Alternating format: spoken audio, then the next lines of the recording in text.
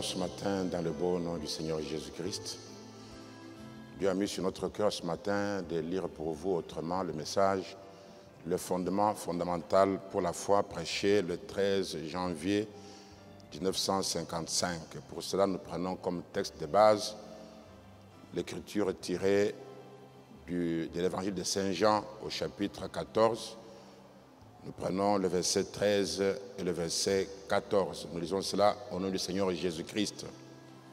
Et tout ce que vous demanderez au Père à mon nom, je le ferai, afin que le Père soit glorifié dans le Fils.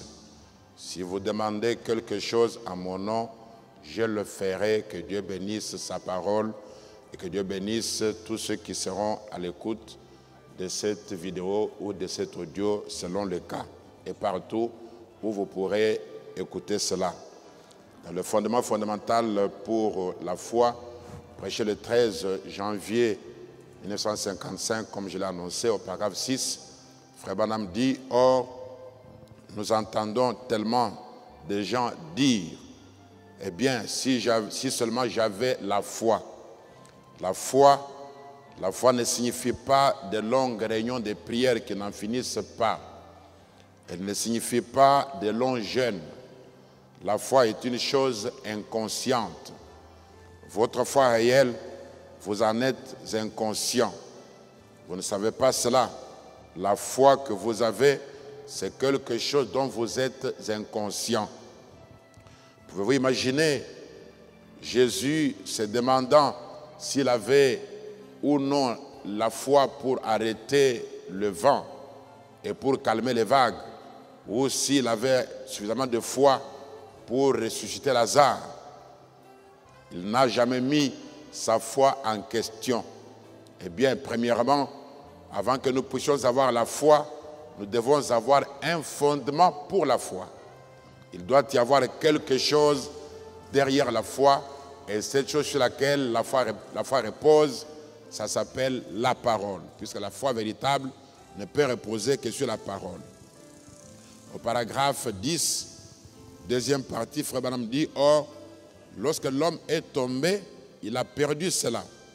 Et alors, ce qu'il a perdu dans la chute, Christ est venu comme rédempteur. Vous êtes-vous déjà arrêté pour réfléchir à la raison pour laquelle Christ nous a rachetés? Il nous a donné la vie éternelle.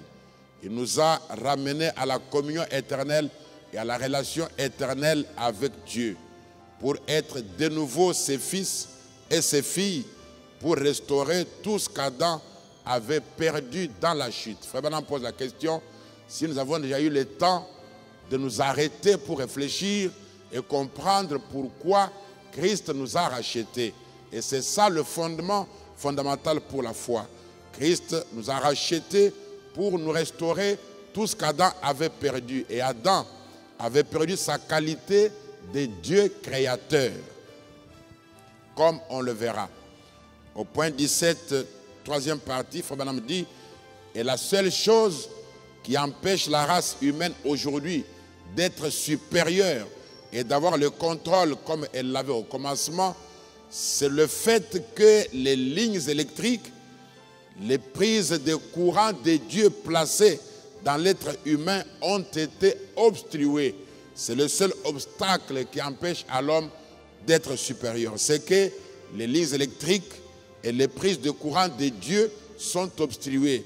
Les lignes électriques et les prises de Dieu, c'est le manque de foi qui a été obstrué en tant que révélation directe de la parole concernant notre vie.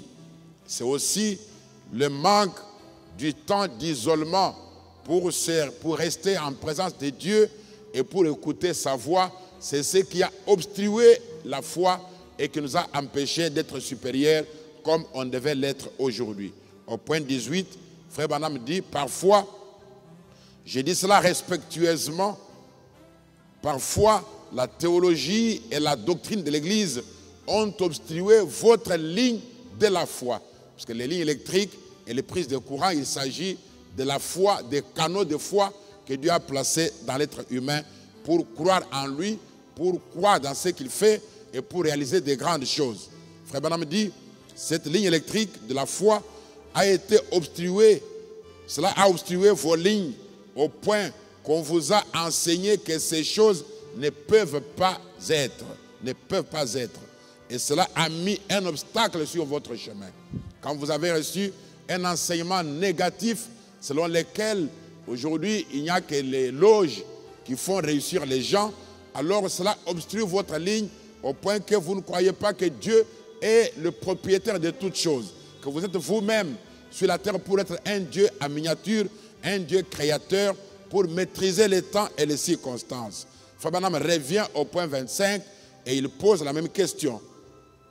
Pourquoi Christ nous a-t-il rachetés? Vous êtes-vous déjà arrêté? Vous êtes-vous déjà demandé pourquoi il nous a rachetés? C'est une question très importante. Souvent, nous chantons que nous sommes rachetés, nous croyons qu'on est rachetés, mais on ne s'est jamais arrêté pour réfléchir sur pourquoi Christ nous a rachetés, pourquoi nous a-t-il rachetés. Frère Branham dit, vous êtes-vous déjà demandé pourquoi il nous a rachetés? Pourquoi n'a-t-il pas fait simplement l'expiation pour vous en disant, il n'est pas nécessaire de leur donner ces grandes puissances, il n'est pas nécessaire de faire de cet homme un fils de Dieu, il n'est pas nécessaire de faire telle chose. Je vais simplement lui demander de croire cela, puis inscrire son nom dans le livre du ciel et cela sera réglé. Mais il nous a donné ces bénédictions rachetées afin que nous puissions accomplir l'œuvre de Dieu par l'énergie du Saint-Esprit. Il ne nous a pas seulement rachetés en faisant l'expiation. La rédemption ne comprend pas seulement l'expiation de nos péchés et la guérison de nos maladies. L'expiation, la rédemption inclut aussi les puissances qui nous donnent accès à pouvoir accomplir l'œuvre de Dieu par l'énergie du Saint-Esprit. Donc l'expiation, la rédemption plutôt, ne se limite pas seulement à l'expiation. Pourquoi Dieu n'a pas seulement dit, j'ai pardonné leurs péchés, j'ai guéri leurs maladies, et ça s'arrête là. Qu'ils croient seulement cela, qu'ils mettent leur nom dans le livre du ciel, et cela règle la chose. Dieu ne s'est pas contenté de ça. Alors nous non plus, nous ne devons pas nous contenter de ça. Dieu nous a conféré des puissances pour que par ces grandes puissances, nous devenions des fils de Dieu. Et un fils de Dieu, cela revient à dire, vous êtes Dieu. Quand Jésus était sur la terre, il n'a jamais dit qu'il était Dieu, mais quand il disait qu'il était fils de Dieu, les gens comprenaient qu'il voulait dire qu'il était Dieu. Donc ainsi, un fils de Dieu est un Dieu parce que Dieu ne peut engendrer qu'un autre Dieu selon la loi de la reproduction qui stipule que toute sémence doit se reproduire selon son espèce. Il nous a confié par la rédemption non seulement l'expiation, mais aussi des grandes puissances. Et en parlant de la puissance, je viens dans Actes chapitre 1er, le verset 8, nous lisons. Jésus a dit, vous recevrez une puissance, le Saint-Esprit survenant sur vous, et vous serez mes témoins à Jérusalem, dans toute la Judée, dans la Samarie, jusqu'aux extrémités de la terre. Et ici, dans le message, la divinité de Jésus-Christ prêché le 25 décembre, plutôt 49, au point 80, Frère Branham dit, et cette même puissance, ce même Christ, alléluia, oh, laissez ces fondamentalistes, laissez les gens qui renient la puissance de Dieu dire qu'elle est fausse, mais la même puissance qui a appelé le monde à l'existence se trouve dans ces gens qui ont le Saint-Esprit. Voilà pourquoi la rédemption ne se limite pas seulement à l'expiation. La rédemption nous confère la puissance qui avait appelé le monde à l'existence, la puissance créatrice de Dieu. Le Saint-Esprit, c'est vrai, hommes et femmes, c'est le moment pour nous de découvrir qui vous êtes. Quand le Saint-Esprit vient en vous, quand vous êtes né de nouveau, vous devez découvrir qui vous êtes. Le diable essaye de vous barrer la route en vous disant que vous n'êtes qu'une toute petite poule mouillée. Vous ne l'êtes pas. Vous êtes des fils et des filles de Dieu. La divinité n'est pas au ciel. Elle est en vous. Alléluia. Je sais que vous pensez que je suis fou. Mais laissez-moi vous dire quelque chose, frère. Donc, frère Branham dit que le Créateur, la puissance créatrice qui habite en vous, c'est Dieu qui habite en vous, c'est la divinité qui habite en vous, elle n'est plus au ciel. Mais que vient-il faire en vous? Frère Branham dit, au point 82, il dit, frère, sœur, cette divinité est en vous. Encore un peu de temps, a dit Jésus, et le monde ne me verra plus, mais vous me verrez, car je serai avec vous, et même en vous jusqu'à la fin de l'âge. Christ à la crèche? Non. Christ en vous, alléluia. Nous n'adorons pas Christ à la crèche, mais Christ en vous, le Saint-Esprit, l'espérance de la vie, alléluia. Le Créateur, Dieu lui-même habitant dans l'être humain. Le Saint-Esprit en vous, c'est le Créateur, c'est Dieu lui-même habitant en vous, dans l'être humain. Ce que nous serons n'est pas encore manifesté, mais nous le verrons tel qu'il est, car nous serons rendus semblables à lui. L'Esprit dans l'être humain. Et au point 136 et 137 du même message, la divinité de Jésus-Christ, frère Branham dit, et il a fait de vous un Dieu pour les gens. C'est vrai, Dieu a fait de vous un Dieu pour les gens. Parce qu'il est Dieu, il fait de ses enfants des dieux pour les autres. C'est vrai. Et vous, ce matin, vous êtes des épîtres écrites de Dieu. Vos vies appartiennent à Dieu et portent même ce Saint-Esprit. Votre vie porte le Saint-Esprit qui est le Dieu créateur qui habite en vous, qui est la puissance qui accompagne la rédemption au-delà de l'expiation. Frère Branham dit au point 137, il dit, regardez ici mes amis, ne laissez pas ceci passer par-dessus vous. Le fait que Dieu fait de vous des dieux, ne laissez pas cela passer par-dessus vous. Ne laissez pas ceci passer juste comme une petite chose mythique. Ce n'est pas un mythe, c'est une réalité infaillible que Dieu a fait de vous un Dieu. Prenez conscience de cette réalité infaillible et cela influencera votre vie. Ne laissez pas cette note vous passer par-dessus. Dieu, le Créateur, a fait de nous des créateurs, des dieux créateurs amateurs.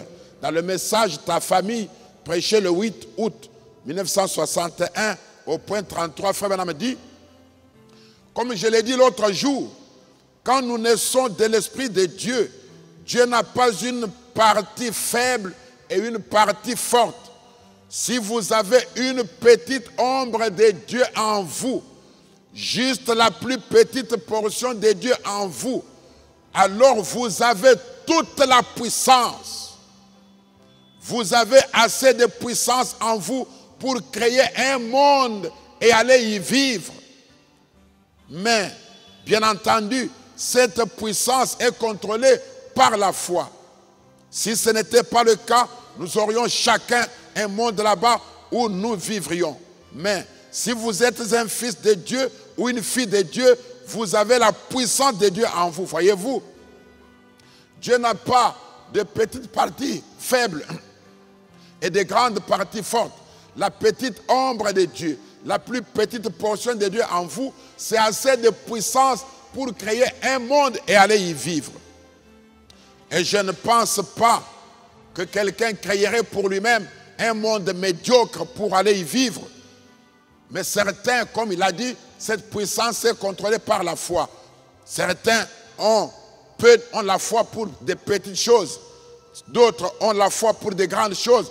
Et il y en a même qui n'ont pas de foi du tout. Cependant, la petite ombre de Dieu en vous, la plus petite portion de Dieu en vous, c'est assez de puissance pour créer un monde et aller y vivre, pour créer de nouvelles conditions de vie, pour créer une nouvelle situation de vie. Maintenant, je voudrais montrer que le genre de vie que vous vivez, c'est votre choix. C'est un choix que vous avez fait. Dans le message, c'est par la foi que Moïse prêchait le 20 juillet 1958 au point 31. Frère Branham dit, je prends juste quelques paragraphes, il dit, et il y a un choix. et nous faisons notre choix.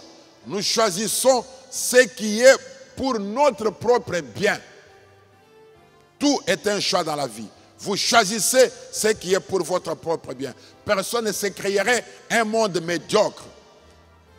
Vous êtes aujourd'hui ce que vous êtes parce qu'il y a quelques années, il y a plusieurs années, vous avez choisi d'être ce que vous êtes maintenant. Et ce que vous choisissez maintenant déterminera de ce que vous serez dans 5 ans. Donc tout est un choix. Ce que vous êtes aujourd'hui, c'est ce que vous avez choisi il y a plusieurs années. Il dit, mais il vous faut faire un choix. Et ne considérez pas ce que vous voyez. Faites votre choix d'après ce que vous voyez par la foi. C'est ça le fondement fondamental pour la foi. C'est l'unique chose qui va compter. Le choix que vous faites par la foi. Oh, mes frères et sœurs. Si vous aviez fait un mauvais choix, vous avez la possibilité ce matin de refaire un bon choix en lisant autrement le message.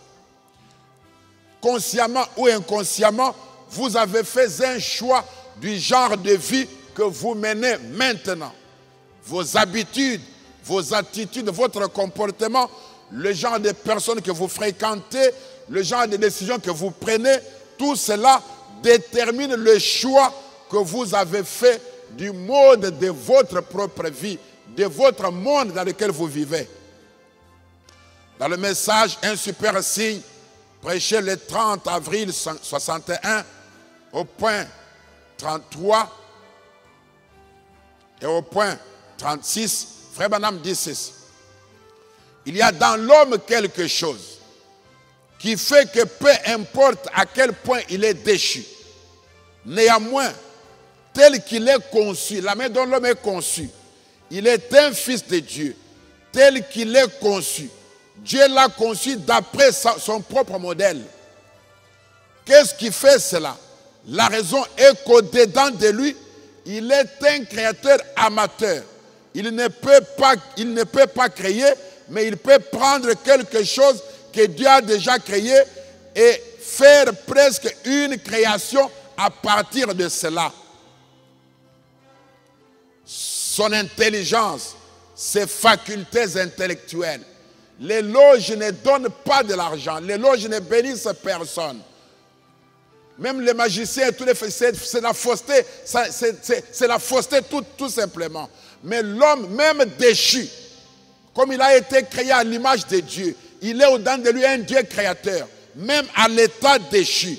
Ce n'est pas parce qu'il a fait le fétiche. Ce n'est pas parce qu'il a adoré à une loge. Mais de par la nature de l'homme, tel que Dieu l'a conçu, il est en lui un Dieu créateur. Il a été conçu par Dieu selon son modèle. Frère Branham dit, nous avons vu qu'un créateur peut créer un monde et y vivre. En effet, il prend seulement ce que Dieu a déjà créé et il en fait quelque chose, une création à partir de cela. Au point 37 du même message, Frère Branham dit, il est la différence entre l'homme, même à l'état déchu, plongé dans le péché, et l'animal. Frère Branham dit, eh bien, nous voyons la différence. L'animal n'apporte jamais de modification à son repère. Le renard vit comme il vivait il y a des milliers et des milliers d'années. Les oiseaux construisent toujours le même genre de nid. Le poisson pond toujours ses œufs dans le sable. Le singe habite toujours dans l'arbre. Nous voyons que les animaux restent vraiment à l'état primitif. Mais l'homme est à l'image de Dieu, aussi continue-t-il de s'améliorer. Oh mes frères et sœurs, nous devrions créer un monde meilleur, un monde de notre choix et y vivre. Nous devrions modifier notre environnement, améliorer notre condition de vie. Mais hélas, nous nous contentons de rester à l'état primitif comme les animaux sans la moindre amélioration du tout. Modifier et améliorer continuellement sa vie spirituelle, sa situation sociale, ses conditions de vie, c'est toute la différence entre l'animal et l'homme qui est créé à l'image de Dieu et qui est un Dieu en miniature. Frère Branham dit dans le message de l'amour divin qu'il a prêché le 26 août 56, au point 17, il dit ceci. Maintenant, nous voulons parler des réalités. Bon, la raison en est que c'est à cause de l'atmosphère de l'individu, que l'individu lui-même ou elle-même crée. Ça dépend de l'atmosphère que tu crées toi-même. L'atmosphère des doutes et d'incrédulité, d'inquiétude, de lamentation, de frustration, ou l'atmosphère de joie, de créativité et d'innovation. Il dit, peu importe combien vous êtes plongés dans le péché, vous êtes toujours des fils et des filles de Dieu parce que vous êtes déchus, dégénérés dans votre âme et dans votre pensée. Mais Dieu est votre créateur. Les magiciens ne font pas la magie parce qu'ils sont des magiciens. Non, mais ils sont des fils de Dieu, bien que dégénérés, déchus dans le péché, plongés dans le péché. Mais il y a en eux quelque chose de Dieu. Voilà ce qui permet qu'ils puissent faire certaines choses qui étonnent même les enfants de Dieu rachetés. À notre grande honte, bien sûr. Frère Branham dit, mais Dieu est votre créateur. Et dans votre état de déchéance, vous êtes une création de Dieu perdue, ruinée et dominée par le diable. C'est juste. Mais toujours est-il que vous êtes des fils et des filles de Dieu. Le diable n'a créé personne. Lui-même a été créé par Dieu. Et Dieu ne veut qu'aucun de ses enfants périsse. Il ne veut qu'aucun de vous périsse. Mais il veut que tous arrivent à la repentance. Voyez-vous, il a fait tout ce qui est possible, car Dieu lui seul, lui-même et lui seul, pouvait faire cela. Donner à ses créatures l'occasion d'accepter d'être ce que lui veut que vous soyez. Et lui veut que vous soyez des dieux créateurs. Ramenez votre véritable condition. Oh mes frères et sœurs, il ne s'agit pas tout simplement de croire et d'inscrire son nom dans le livre du ciel. Nous avons diminué la nouvelle naissance au fait de ne plus boire, fumer, commettre adultère, etc.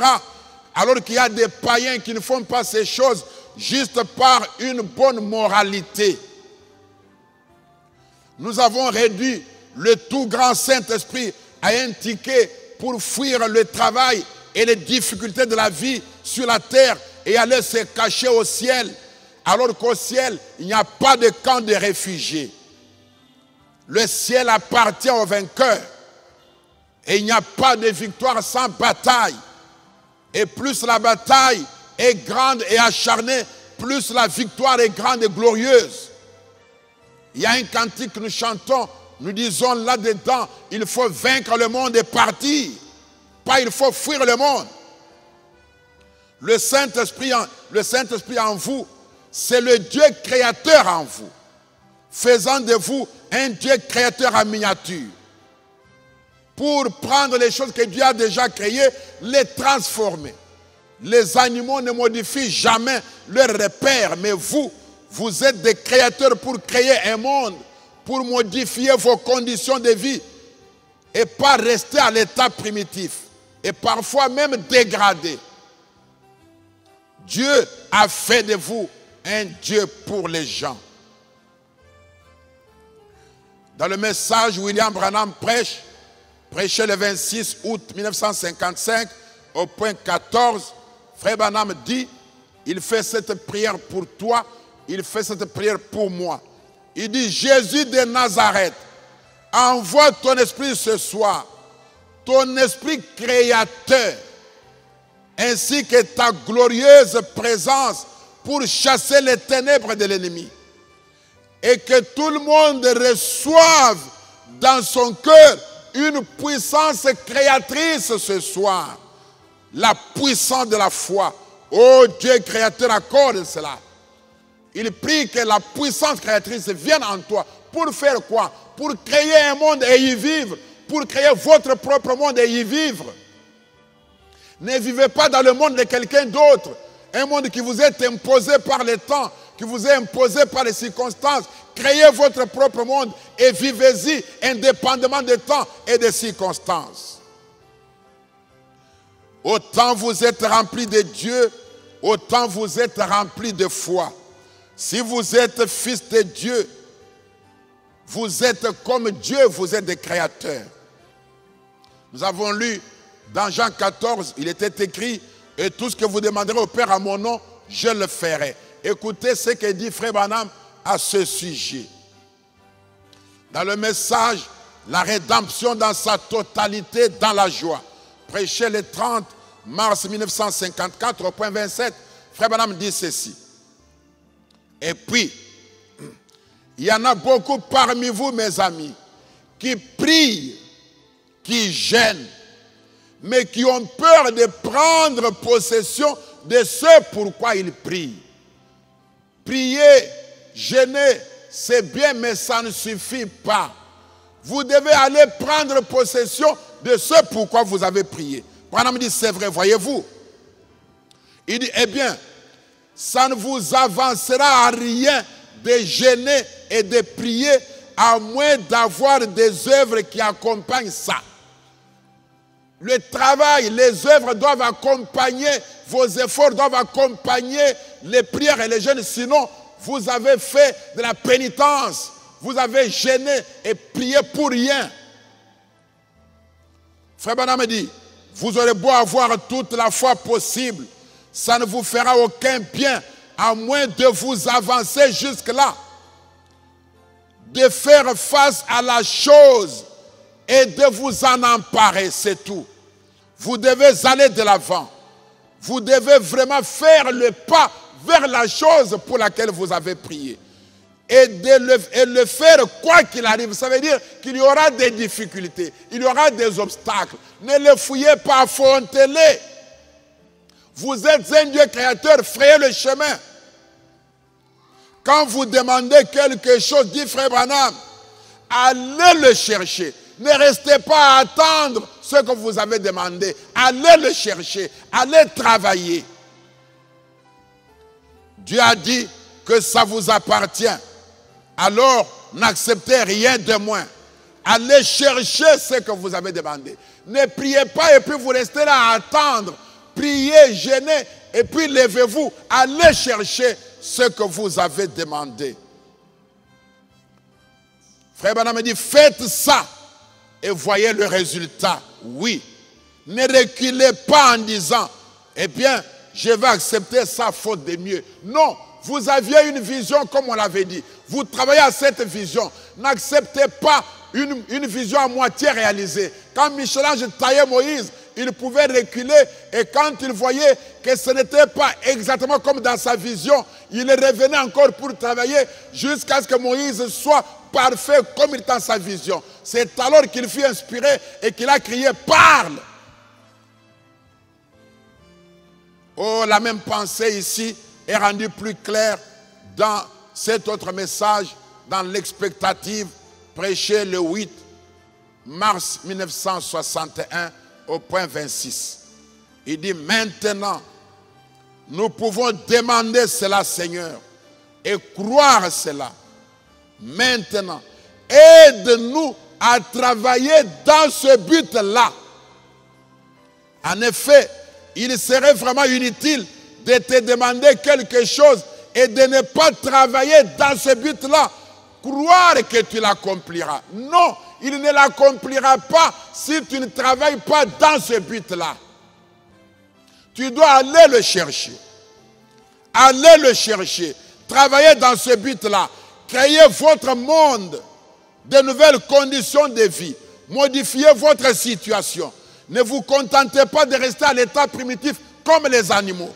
Et même parfois vous dégradez moins bas que les animaux. Ne cachez pas votre incrédulité derrière une quelconque doctrine ecclésiastique qui vous a dit que ces choses ne sont plus faisables. Qu'il n'y a que le diable qui bénit, qui donne, ainsi de suite. Le diable n'a rien créé, l'or et l'argent appartiennent à l'Éternel. Que sert-il d'être rachetés si des fils déchus, plongés dans le péché, nous dépassent. Ça doit nous révolter, ça doit nous révolutionner. La pire folie, le degré le plus élevé de la folie, c'est de faire toujours la même chose, de suivre le même schéma et de s'attendre à des résultats différents. Non, ce n'est pas possible. Même la physique nous a enseigné que les mêmes causes produisent les mêmes effets. Vous recevez 10 $, vous bouffez. Vous recevez 20, vous mangez. Vous recevez 1000, vous terminez. Vous n'économisez pas, vous n'épargnez pas, vous n'investissez pas. Et vous attendez à une amélioration de votre vie. C'est la pire folie. Si vous avez les mêmes habitudes, vous courez après les femmes. Vous dépensez l'argent dans la boisson. Vous n'êtes pas près de Dieu. Vous n'avez pas le temps pour rester isolé et écouter la voix de Dieu. Et vous attendez à ce que les choses changent. Vous priez, vous jeûnez, vous restez passif. Vous fréquentez les gens dans des causeries inutiles. Vous trouvez 15, 30 frères en train de causer des choses inutiles, de critiquer ceci, de critiquer cela et s'attendre à des résultats différents. C'est de la pire folie.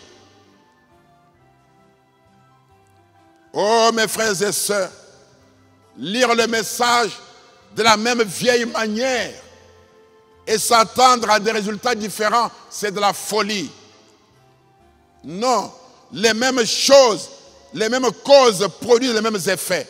Voilà pourquoi il nous faut lire le message autrement pour obtenir des résultats différents et vivre autrement. Prier et jeûner, mais travailler dans ce but-là. Ayez une vision qui vous motive, à laquelle vous aspirez, que vous voudrez voir se matérialiser devant vous. Ayez le temps de rester dans la présence de Dieu. Évitez des promenades inutiles, des visites stériles, improductives, ne fréquentant que des gens qui critiquent ceci, qui critiquent cela, sans aucune vision. Marie, quand elle a reçu l'ange, c'était une expérience extraordinaire. Elle n'est pas allée partager avec tous les incrédules. Elle est allée voir Élisabeth qui avait la même expérience naturelle pour qu'ils puissent échanger les expériences et se conforter dans leur expérience. Si Marie était allée dire à sa voisine, un ange est venu chez moi et m'a dit que je concevrai sans connaître d'homme, sa voisine lui dirait, oubliez cette chose. Elle aurait affaibli la foi de Marie. Voilà pourquoi vous devez fréquenter les gens qui ont des visions, qui partagent avec vous des idées. Priez, jeûnez, travaillez dans ce but-là. Allez le chercher. Ne restez pas à l'attendre à la maison. Allez le chercher. Que Dieu vous bénisse richement ce matin. Je vais faire un petit mot de prière. Dieu notre Père et notre Roi, que ta puissance et ton onction accompagnent cet enregistrement, afin que ça produise les effets au-delà de ce que je pense et au-delà de ce à quoi je m'attends. Que ça révolutionne et révolte ton peuple. Que ça crée, Seigneur Tout-Puissant, l'envie de retourner à ce que nous étions au commencement, d'être de nouveau une race supérieure. Débloque, débouche nos canaux qui ont été obstrués par des faux enseignements incrédules, par la théologie et par la doctrine de l'Église, par le péché et par trop de souillure. Ouvre nos canaux, Père bien-aimé, afin que la foi puisse couler librement et que nous reprenions conscience de ce que tu veux que nous soyons, c'est-à-dire des dieux créateurs amateurs, pour créer un monde et y vivre. Bénis ton peuple. J'ai ainsi prié au nom de Jésus, notre Dieu. Amen. Que Dieu vous bénisse et à la prochaine.